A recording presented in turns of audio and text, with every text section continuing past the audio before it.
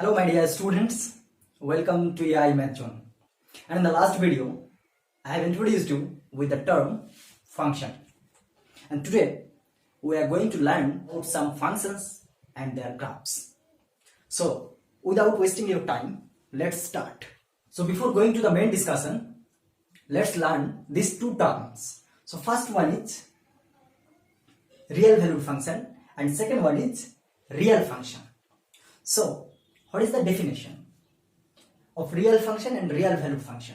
So a function f from a to b is said to be a real valued function if b is a subset of R, and f is called a real function if a and b both are the subset of a real number. Now see here, for the real valued function, the codomain must be subset of real number. It may be, this b may be real number, whole set real number, no problem. And if both domain and codomain subset of real number, then that function is called real function. So like example लेते हैं. Suppose this one is the domain is set A and this one is the codomain set B. This one. Now this is the function f from A to B. So a function को, this function will be called real valued function अगर A वाला set subset of real number हो या फिर O completely real number set हो. So ये दोनों अगर कंडीशन सेटिस्फाई करता है, ये जो बी सेट है वो रियल नंबर भी हो सकता है या फिर रियल नंबर का कोई सबसेट भी हो सकता है. ये जो सेट ए है इसके बारे में उस वक्त कुछ नहीं बोलना, तब जाके वो हो जाएगा रियल वैल्यूड फंक्शन. और रियल फंक्शन तब ये फंक्शन एफ तभी रियल फंक्शन होगा जब ये दोनों set A and B both are the subset of real number या फिर दोनों ही रियल नंबर, तब वो जाके रियल फंक्शन बन जाता है. ओके, नाउ एग्जांपल, चलो कुछ एग्जांपल लेते हैं. जितना भी हम लोग यहाँ पर फंक्शंस पढ़ेंगे वो सारे फंक्शन रियल फंक्शन भी है और रियल वैल्यूड फंक्शन भी है. यहाँ पर रियल और रियल वैल्यूड फंक्शन के अलावा कुछ नहीं डिस्कस किया जाएगा. मान लो कि यहाँ पर fx is given here, fx equals to 3x + 4, right. यहाँ पर कुछ भी नहीं लिखा है. तो ये समझ लेना कि f जो फंक्शन है वो from R to R, right. So this is the function real valued. This function is both real function and real valued function, right? fx equals to the very well known function mod x. This one is also real valued function and real function. अगर यहाँ पर domain codomain के बारे में कुछ नहीं बोला गया तो तुम लोग ये सोच लेना कि जो फंक्शन के बारे में बोल रहा है वो from definitely R to R, from real number to real number. Now I am going to discuss about the identity function and what is the graph of this function. A function f from a to a is said to be identity function if fx equals to x and it is denoted by ia. ये जो word है identity, ये identity word के लिए यहाँ पर i लिखा जाता है और ये जो सेट है ये डिनोट करता है कि उसका डोमेन एंड कोडोमेन क्या होगा. माइंड इट, कोई भी आइडेंटिटी फंक्शन के लिए डोमेन और codomain both will be the same, right. और इसीलिए उसको ia लिखा जाता है, राइट. सो चलो इसका ग्राफ देखते हैं, graphical representation. Now see this table, the function is given here fx equals to x. Now if we put in place of x -2, then the functional value will be -2 and that's why this is -2. Similarly for -1, 0, 1, 2 and 3, right. यहाँ पर जो value तुम put करोगे वही value functional value यहाँ पर निकल के आएगा. That means the pre image and image both values will be same, right. अब चलो इसका जो ग्राफ होता है वो कैसा होता है. So if we plot this points then you will get this graph. So this one is the graphical representation of identity function. And the next one is constant function. So this is the definition. A function f from a to b is said to be a constant function if fx equals to c where c is a constant. So ये जो constant function है इसके लिए हमेशा जो range set होगा वो एक सिंगलटन सेट होगा. ये जो नंबर है यहाँ पर देखो x का कोई भी वैल्यू डालो, यहाँ पर जो इमेज होगा वो हर वक्त c ही होगा. सो इसीलिए इसका जो रेंज सेट होता है वो एक सिंगलटन सेट होता है. अब चलो कुछ एग्जांपल लेते हैं. So this are the example of constant function. मान लो कि f a function from R to R and defined by number 1 f of x equals to √2. So x का यहाँ पर कोई भी वैल्यू डालो, लेकिन फंक्शनल वैल्यू क्या होगा, √2 होगा, and for that reason this is a constant function. Number 2, f of x equals to, मान लो कि यहाँ पर 3 लिया, ये भी एक कांस्टेंट फंक्शन है, राइट. और भी एक फंक्शन लेते हैं, मान लो कि f of x equals to pi, ये भी एक कांस्टेंट फंक्शन है. So these are the constant function. और एक चीज, कांस्टेंट फंक्शन का जब भी हम लोग कोई ग्राफ ड्रॉ करेंगे तो हमेशा x एक्सिस का पैरेलल होगा, right? If we draw the arrow diagram for a constant function, then it looks like this. मान लो कि यहाँ पर एक सेट है A और एक सेट कोडोमेन है यहाँ पर B, और B के अंदर बहुत सारे 1 2 3 5 7 whatever, और यहाँ पर this one is the real number, A is equals to R, right? और fx equals to 3, ये मैंने फंक्शन डिफाइन किया. तो यहाँ पर कोई भी वैल्यू ले लो डोमेन में, वो हमेशा जाके कोडोमेन का 3 के साथ मैप होगा. यहाँ पर कोई भी ले लो, वो जाके फिक्स्ड, ये वैल्यू वेरी कर सकता है, लेकिन यहाँ पर जो वैल्यू होगा वो कांस्टेंट होगा. So this is the arrow diagram of constant function. अब चलो इसका ग्राफ देखते हैं. Now let's consider this function fx equals to 3, then the graph of this function will be this one. Okay, next one is polynomial function, and this is the definition. A function f from R to R is said to be a polynomial function if for each x belongs to R, y is equals to fx is equals to a0 plus a1x plus a2x square plus dot dot dot ax to the power n, where a0 a1 a2 an all belongs to real number. सो ऐसा अगर किसी function का structure है, सो उसी function हो जाएगा polynomial function. अब चलो कुछ एग्जांपल लेते हैं. So this are the example of polynomial function. So examples. So a function f from R to R defined by number 1. मान लो कि यहाँ पर नंबर 1 नंबर 2 करके जितने सारे फंक्शंस लिखेंगे, ये सारे फंक्शंस हो जाएगा पॉलिनोमियल फंक्शन, और जो फंक्शन पॉलिनोमियल फंक्शन नहीं होगा उसको हम बोल देते हैं. So f of x equals to, मान लो कि यहाँ पर एक फंक्शन दिया हुआ है x square. Number 2, f of x is equals to 3x square minus 5x plus 7. Number 3, f of x is equals to √3x plus 5.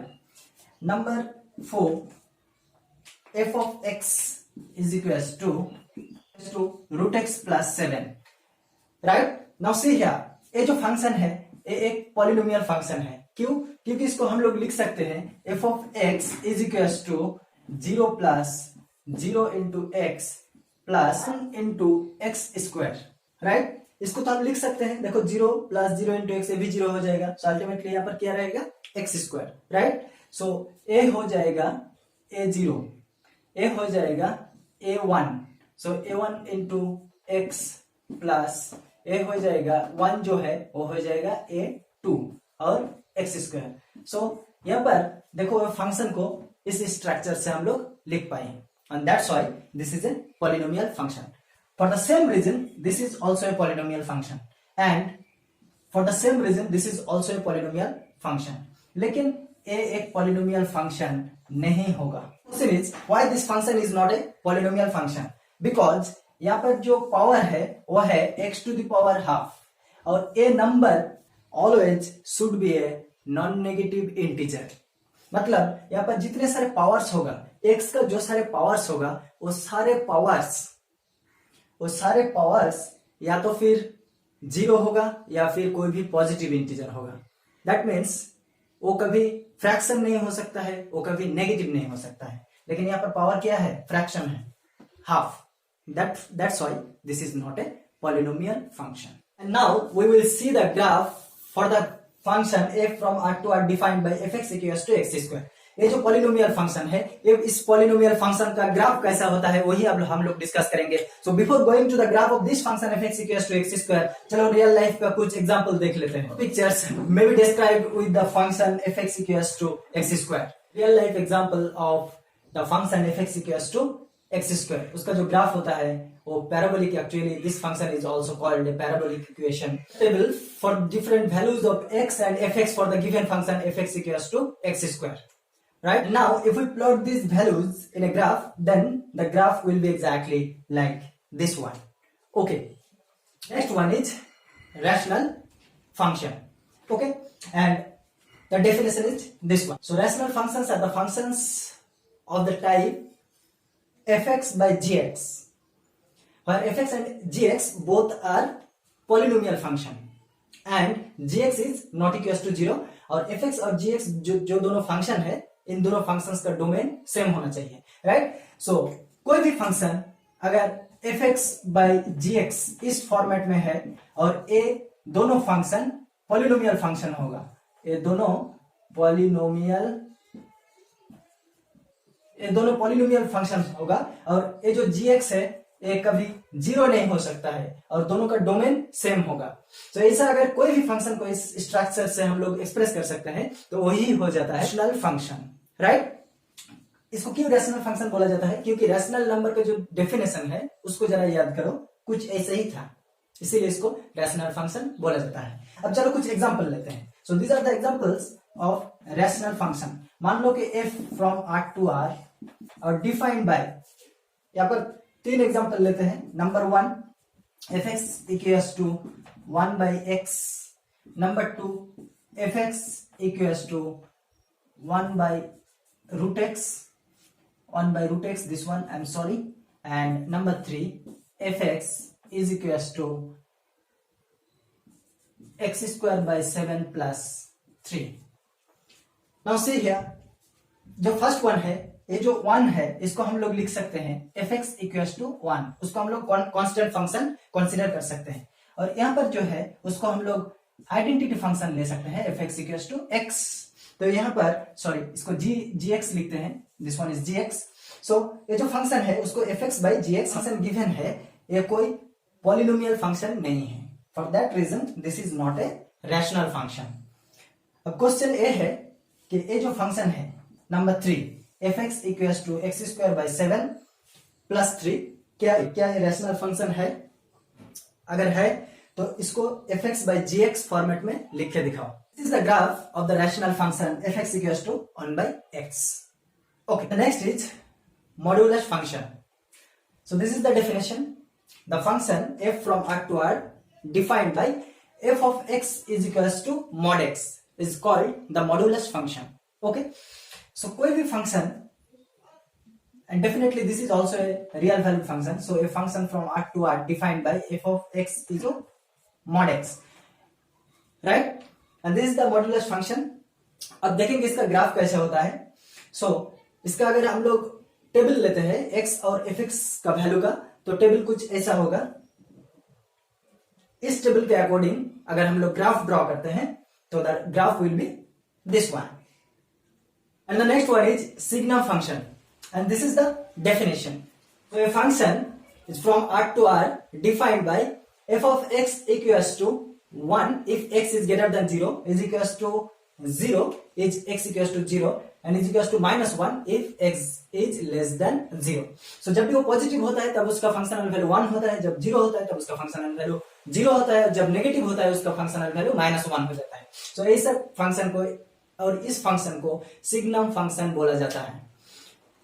And चलो इसका x और fx का जो वैल्यूज होता है उसका एक टेबल बनाते हैं। सो मान लो कि एक x है और fx है, and this is the table. So अगर कोई भी वैल्यू -1 लेते हैं, सपोज दिस वन इज -1, -2, -3, सब ये सारे नेगेटिव नंबर के लिए वो जो वैल्यू होता है fx का वो कितना होता है -1। So for all this values this is -1। अगर इसको हम लोग 0 ले लेते हैं तो कितना हो जाता है, 0 के लिए 0। कोई भी पॉजिटिव नंबर 1, 2, 3 ले लो तो उसके लिए पॉजिटिव नंबर 1 होता है। So this is the table for the signum function. और ये सारे फंक्शनल वैल्यूज को अगर हम लोग यहाँ पर ग्राफ में रिप्रेजेंट करते हैं, सो वो ग्राफ बन जाएगा this one. So this is the graph of signum function. And the next function is very interesting function. The function is greatest integer function, and this is the definition. So a function from r to r is defined by fx equals to box x is called the greatest integer function. So कोई भी function fx equals to box x तो वो हो जाता है greatest integer function. अब यहाँ पर जो बॉक्स एक्स टर्म है f of 1.3 this one, so this equals to ऐसा एक नंबर होगा जो नंबर एक इंटीजर होगा और वो नंबर 1.3 से छोटा होगा और वो नंबर मैक्सिमम होगा। 1.3 इससे छोटा नंबर 1 है और एक इंटीजर है, 0 है 1.3 से छोटा इंटीजर भी है, -1 है 1.3 से छोटा और इंटीजर भी है, -2 है which is less than 1.3। तो इतने सारे इंटीजर्स है और भी इंटीजर्स है यहाँ पर, infinite number of integers are there which is less than 1.3। लेकिन क्वेश्चन ये है कि हम लोग चूज करेंगे कौन सा नंबर को। तो यहाँ पर जो इंटीजर्स है ये सारे इंटीजर्स के अंदर जो इंटीजर सबसे बड़ा है, द ग्रेटेस्ट इंटीजर, वही हो जाएगा इसका functional value. So which one is the greatest one? 1. For that reason the functional value of 1.3 will be 1, right? अब मान लो कि f of 2.6 इसका वैल्यू तुम निकालना चाहते हो तो कितना हो जाएगा? Say here if we find f of 0 is equals to 0, that means box 0 is equals to 0. f of 0.1, this is also box of 0.1, so 0.1 से छोटा मैक्सिमम इंटीजर कौन सा है? 0. 0.2 ये भी हो जाएगा बॉक्स ऑफ 0.2, दैट मीन्स 0। ऐसा करते जब f ऑफ 0.999 या कुछ भी ले लो तब भी उसका वैल्यू हो जाएगा 0। That means the functional values from 0 to 0.9999 ये वैल्यू कांस्टेंट होगा, ये वैल्यू होगा 0, राइट? अब जब भी इसका वैल्यू f of 1 ले लेते हैं तो वैल्यू हो जाएगा 1, right? So when we are taking f of 1 then it is 1, तब जाके ये चेंज हो गया। अब मान लो कि f of 1.1 ये भी तो 1 होगा, f of 1.2, f of 1.2 this is also 1। ऐसा करते f of 1.999 ये वैल्यू भी हो जाएगा 1, राइट? सो ऐसा 0 से 1 तक वो जो वैल्यू होगा वो 0, फिर 1 से लेके 2 तक वो जो वैल्यू होगा वो हो जाएगा 1। अब 2 से 3 तक वो जो वैल्यू होगा वो होगा 2, राइट? और इसी वैल्यूज को अगर हम लोग रिप्रेजेंट करते हैं ग्राफ में तो वो बन जाएगा स्टेयर टू हेवन।